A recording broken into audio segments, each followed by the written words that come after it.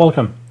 This video is the first part of lesson on depreciation, and we'll learn what is depreciation, why it's important, and we'll learn in this video about two depreciation models, basic ones, the straight line model and the declining balance model or methods.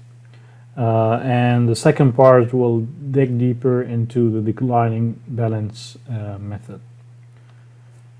So depreciation here, the meaning of it is the decrease in the value of a property with use and time.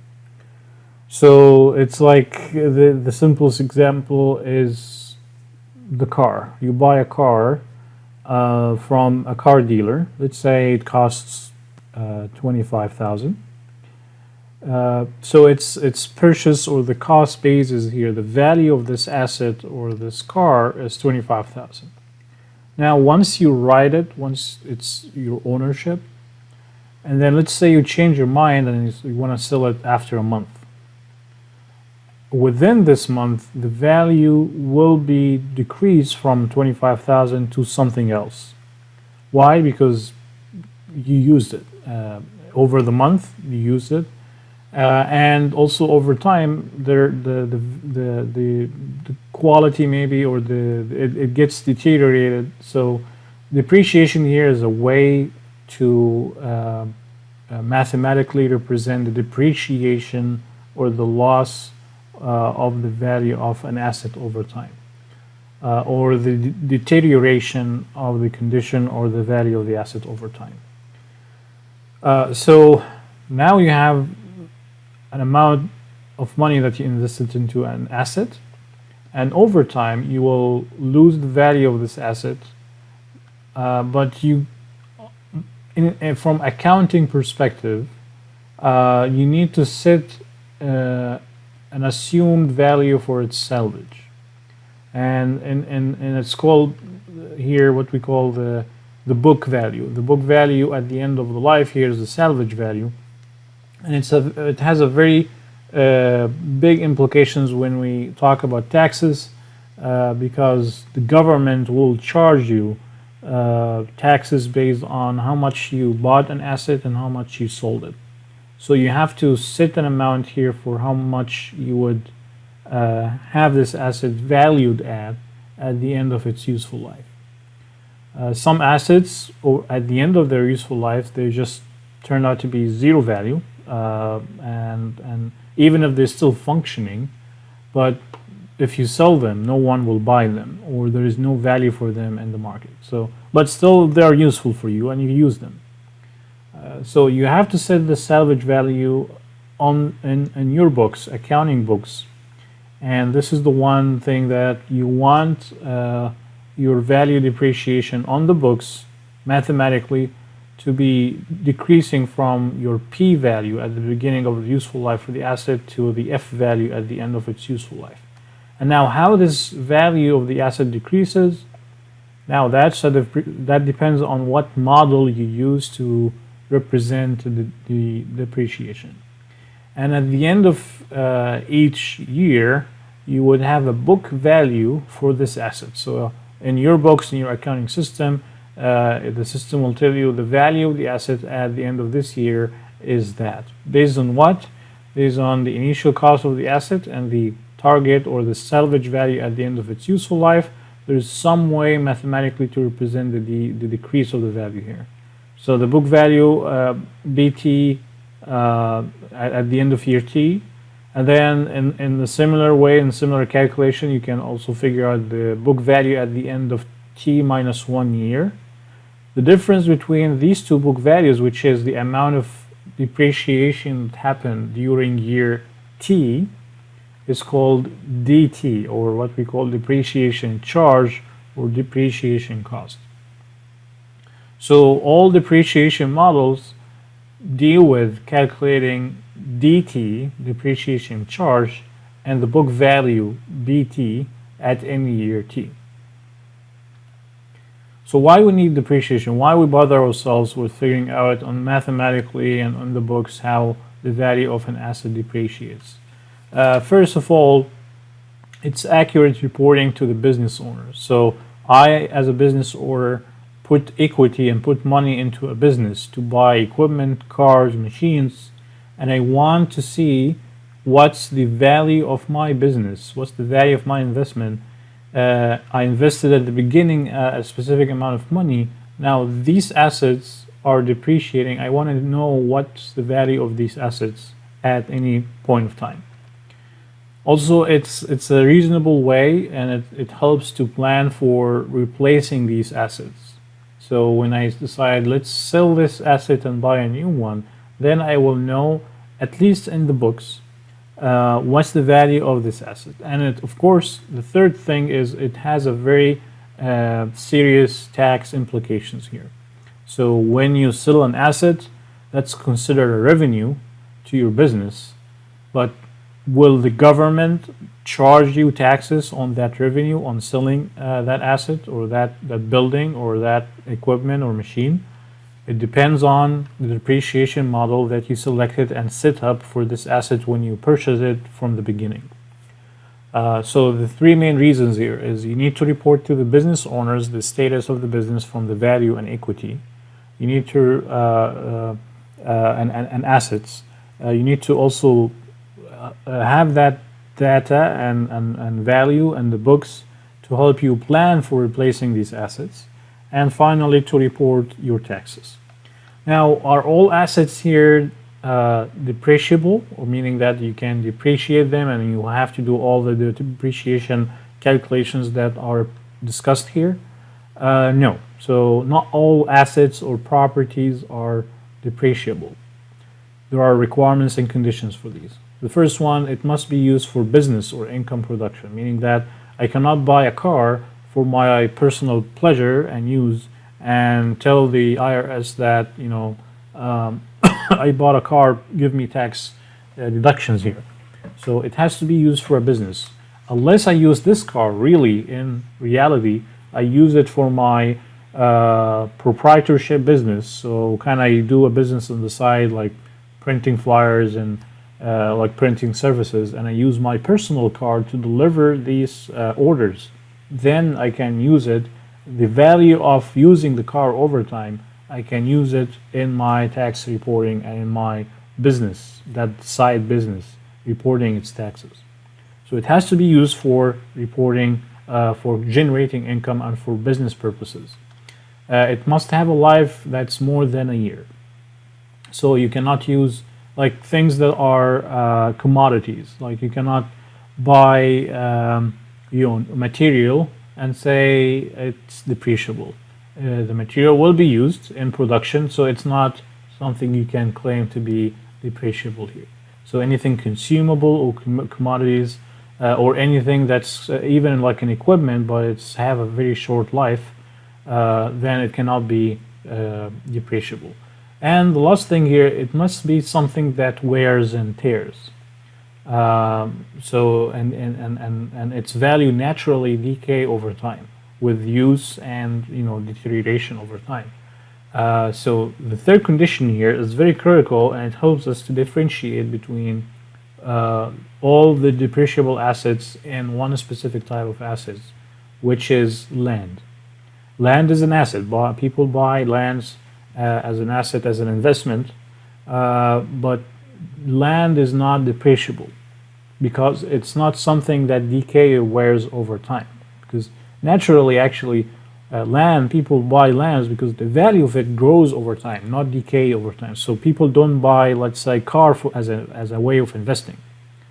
Cars are necessities that people use. It's a tool. It's something that helps you support you in your life. But land is mostly viewed as an investment. So its value grows over time, which contradicts with the third condition and requirement here. So it's not depreciable. So let's say a company buys a new building. And the building is in a property, is in a land lot. So what happens is when you're reporting taxes and considering that on the impact of this on the company books and accounting books and taxes, the building itself, that structure, the material, the concrete, the steel, all of that is depreciable asset. But the land it's on is not. So when you buy a building for, let's say, $5 million, then there should be someone who will assess what's the value of the building and what's the value of the land.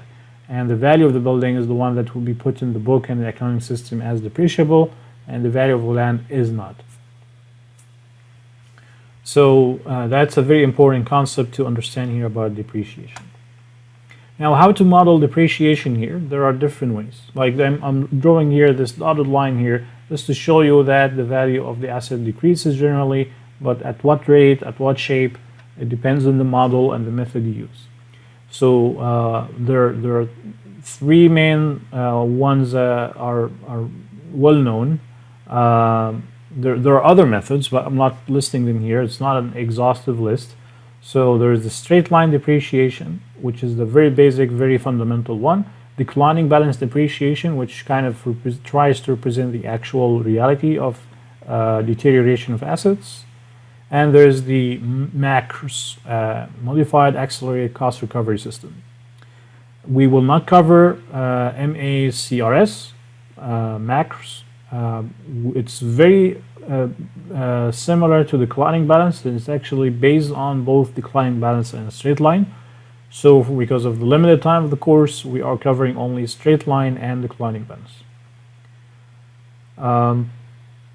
And all depreciation methods, again, they try to put numbers and estimate these two main things: depreciation charge and the book value at any year. Regardless of the method, you should end up with these two values at each year. So for straight line, it's from its name, you're just assuming that decrease in the value to be linear. So every year you lose a fixed amount of depreciation, or lose a fixed amount of the value of the assets.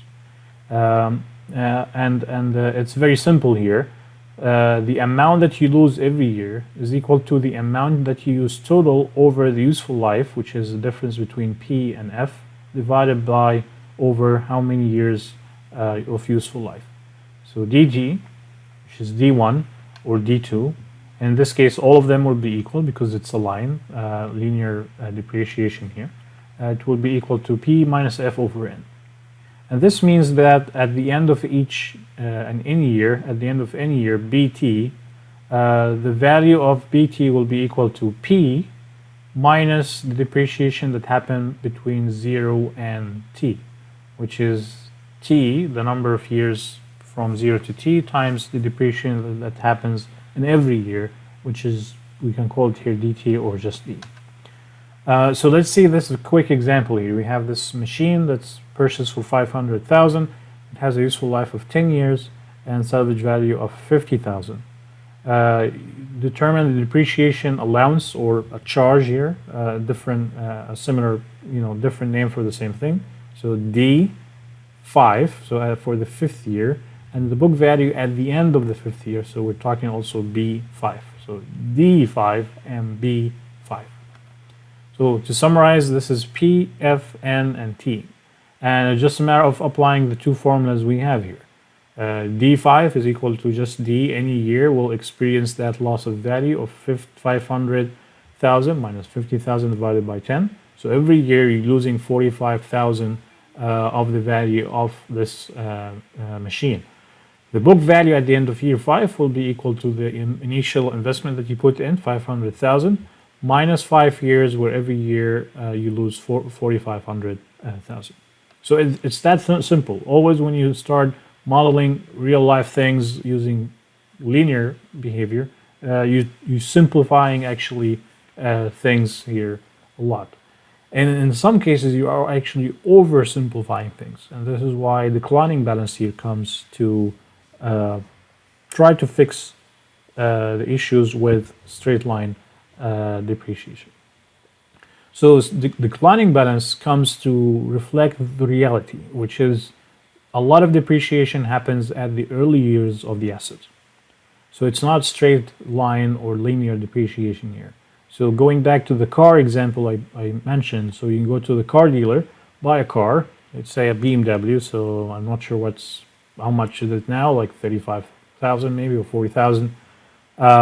If you use it for a month, when you try to sell it, you will probably use 5,000 right away of its value. Why? Because you touched it, you drove it. Even if you did drive it for maybe 20 miles or much less than that, just touching it and using it and owning it for a while just decreases the value for it. It's not a brand new car anymore.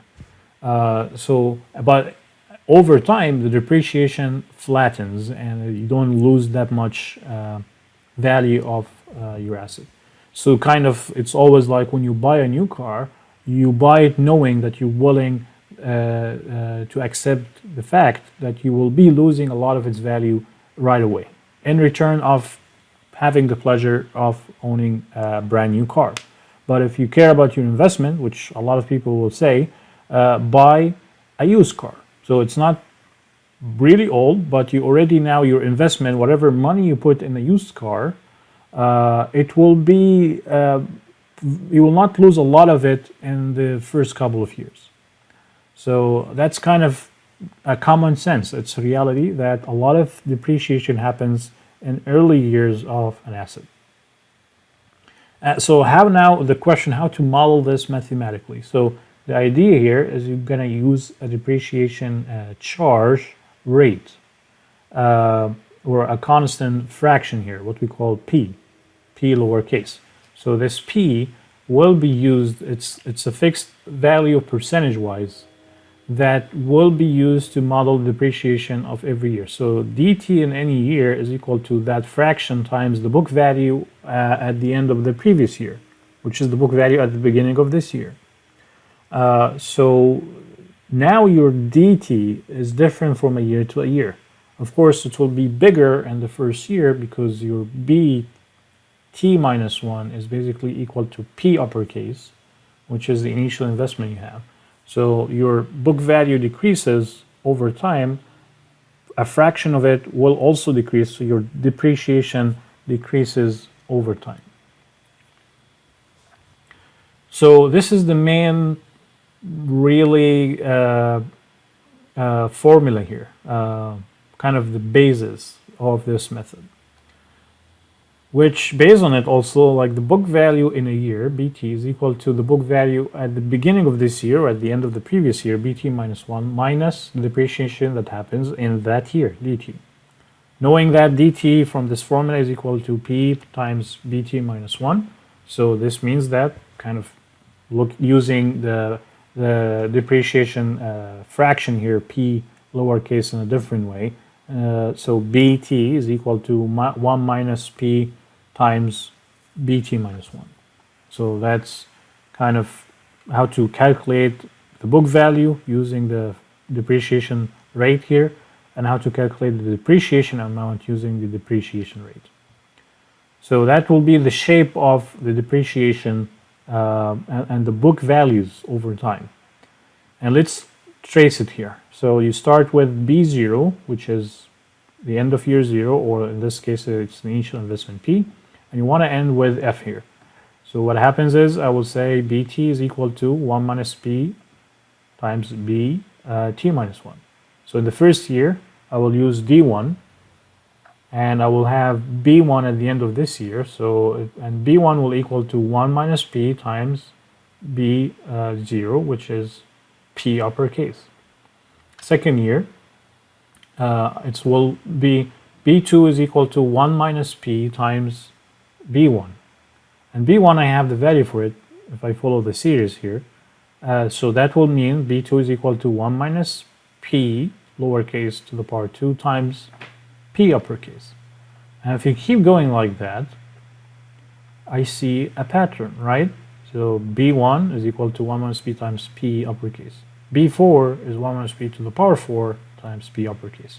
So I can generalize here and using deduction here, kind of to see that B at the end of any year is equal to P uppercase, the initial investment, times 1 minus P lowercase to the power T. Right? So there's that compounding of depreciation over years. So going back here, now I know that DT, depreciation in a year, depreciation amount in a year, is equal to the depreciation rate, which is a constant here, times the book value at the end of the previous year. The book value at the end of the previous year, if we consider this formula then that we derived from the previous slide, that means if bt minus 1, my index is t minus 1, then this t turns out to be t minus 1. So this is now the formula that I will be able to calculate the depreciation amount of any year, dt. And I have this formula also to be able to calculate the book value at the end of any year t. So these two formulas will be the ones that I will use in declining balance method. Now, declining balance method or model can be given names depending to reflect that depreciation rate, P, a lowercase that I have. So a depreciation model can be called 125% of a straight line rate. So this means that P lowercase is equal to 1.25 divided by N. So it's 1.25 more rate of depreciation compared to a straight line, because in a straight line you lose the depreciation total amount, which is P minus F over N, right? So your rate of losing value in a straight line is 1 over N. So if you're having a 10-year asset, 1 over 10, this means that your depreciation, if you're using a straight line, is following a 10% rate, right? Every year you use 10% of the asset, the initial asset value. But in declining balance, you accelerate that. So you say it's 125% of it, or 150%, or 200% of a straight line rate. And in this case, people call it double declining balance model. So now if we notice in the previous slide here, all our formulas are mainly dependent on the initial value of the asset, which is P uppercase, and the depreciation rate P lowercase. But there is no salvage value in the formulas. But the salvage value is something that should be respected, because you put it in the books, the government agree with you or takes it that this is the value of the asset at the end of its useful life, but it's not in the formulas, right? F doesn't show up in the formulas here. So what does this mean? Let's illustrate that using this example here. So this is a machine also purchased for 500,000, and it has an estimated useful life of 5 years with a salvage value of 100,000 at that time. We will apply a declining balance model using 125% of a straight line rate.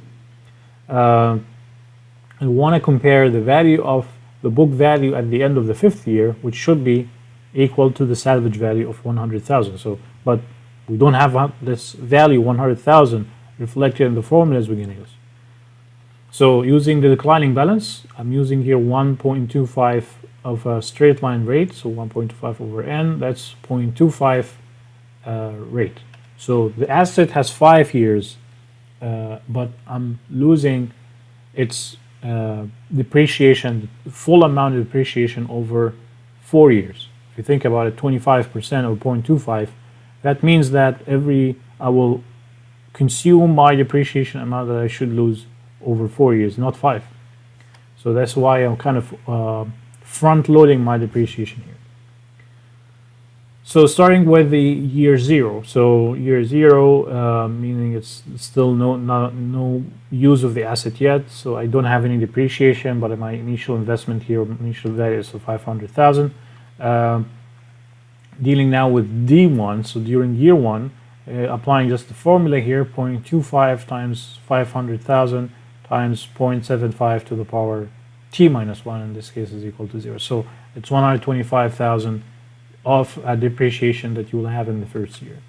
This means that the book value here is equal to, if you apply the formula, 500,000 times 0.75. So you keep only 0.75 of the book value that we had before. Another way of calculating P1, you just say it's equal to 500,000 minus 125. You will end up with 375. Do it for the second year. The formulas here, apply them. 0.25, 500,000 times 0.75 to the power t minus 1. 2 minus 1 is equal to 1. So you end up here with a different depreciation amount, it's smaller than 125,000 that I have in the first year, and the book value will be smaller, but not at the same rate that I lost value at the beginning, at the first year. Keep doing the formulas here, and then the fourth year, and then the fifth year, I should end up with the salvage value, but here I did not. And this is the problem of the declining balance method, is the salvage value is not represented in the formulas you calculate the depreciation amount on the book value that you have. Unlike the straight line, D is equal to P minus F over N. So F is in the formulas, but here it's not.